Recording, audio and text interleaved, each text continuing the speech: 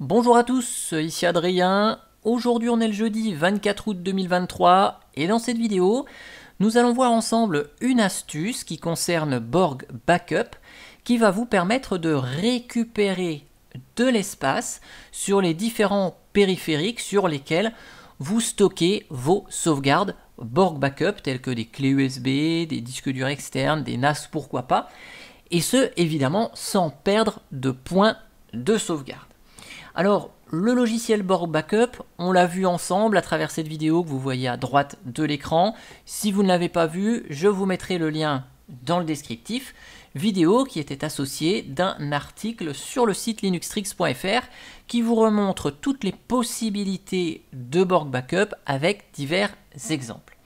Juste pour rappel, on avait vu que Borg Backup était un programme de sauvegarde incrémentiel en ligne de commande qui permettait donc un moyen sûr et efficace de sauvegarder des données.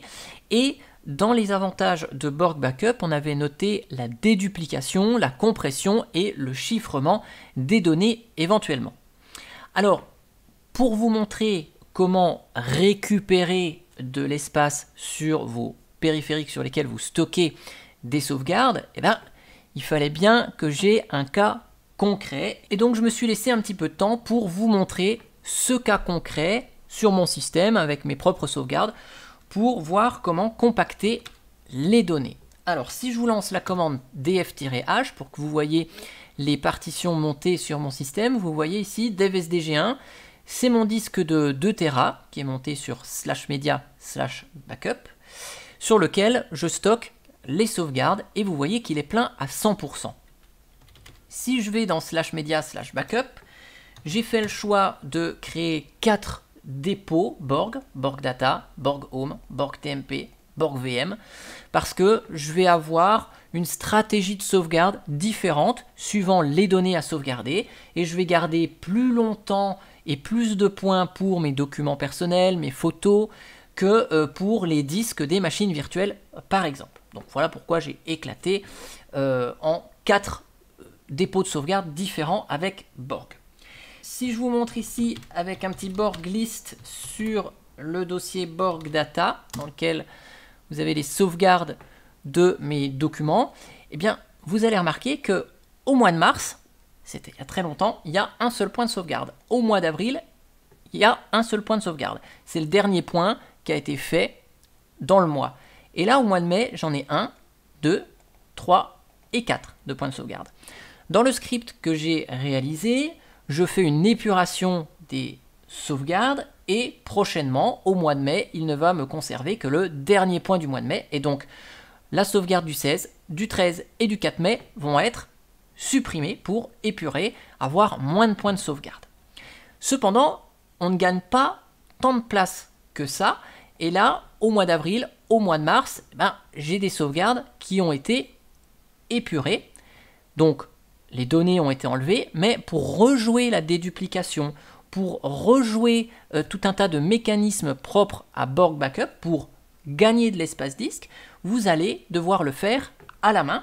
Et donc là, je vais vous le montrer sur ce dépôt. C'est la commande Borg Compact. On va pouvoir utiliser l'option -- progress pour voir où est-ce qu'il en est au niveau du compactage des données. Et donc, là, je vous le mets en entier pour bien que vous compreniez que on met le chemin du dépôt Borg. Et donc là, je lance le compactage. C'était assez rapide. Je vais le faire sur le Home. Donc voilà, c'était un petit peu long pour le Home puisqu'il y a plus de fichiers et de dossiers qui sont ajoutés, supprimés, modifiés. Dans TMP, il y en a beaucoup plus, même si j'ai peut-être pas dû garder beaucoup de points. J'ai dû garder 2 points ici. Voilà, et donc ici pour les VM. Et voilà, donc les 4 dossiers que j'avais sur mon disque ont été compactés. Et donc vous allez voir, si je relance la petite commande df-h que j'avais lancée tout à l'heure, eh bien vous voyez ici que mon disque devsdg1 monté sur /media/backup, et bien maintenant il est utilisé à 85%. Et donc j'ai récupéré 278 gigas Donc ça, c'est l'opération de compactage qui a permis de relancer la déduplication sur les différentes données des sauvegardes faites par Borg Backup.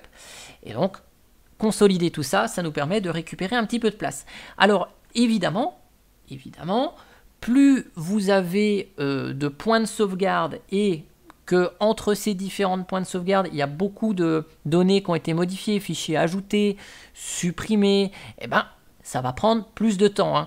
Et c'est pour ça que les sauvegardes de mes machines virtuelles, ça représente beaucoup de gigaoctets. Lorsque je vais démarrer une machine virtuelle, c'est un disque de 50 gigas qui va être modifié. Un seul fichier de 50 gigas qui va être modifié, par exemple. Donc, le temps de recompacter tout ça, ça prend du temps. Donc, plus vous avez de points de sauvegarde, plus vous avez de fichiers qui ont été modifiés, supprimés entre ces différents points de sauvegarde, et bien plus ça va prendre du temps. Et évidemment, si vous avez vos sauvegardes sur un SSD, ça va être plus rapide que si vous avez vos sauvegardes sur un disque mécanique classique, comme c'est le cas pour moi dans cet exemple ici. Et n'oubliez pas quand même que lorsque vous lancez des sauvegardes, régulièrement, il se peut que ça prenne de la place, évidemment, petit à petit. N'attendez pas d'être à 100% et de ne plus avoir du tout d'espace libre pour lancer le compactage, parce que l'opération de compactage a besoin d'un petit peu de place quand même sur le disque dur. Hein. Donc, il ne faut pas être plein à 100% et qu'il reste 0 kilooctets disponible sur le disque. Voilà. En tout cas, j'espère que cette vidéo sur le compactage des données de Borg vous aura plu, avec la démonstration donc qui vient bien expliquer et montrer le gain, en tout cas pour mon exemple. Et moi, je vous dis à bientôt pour une prochaine vidéo. Allez, ciao, ciao, bye bye.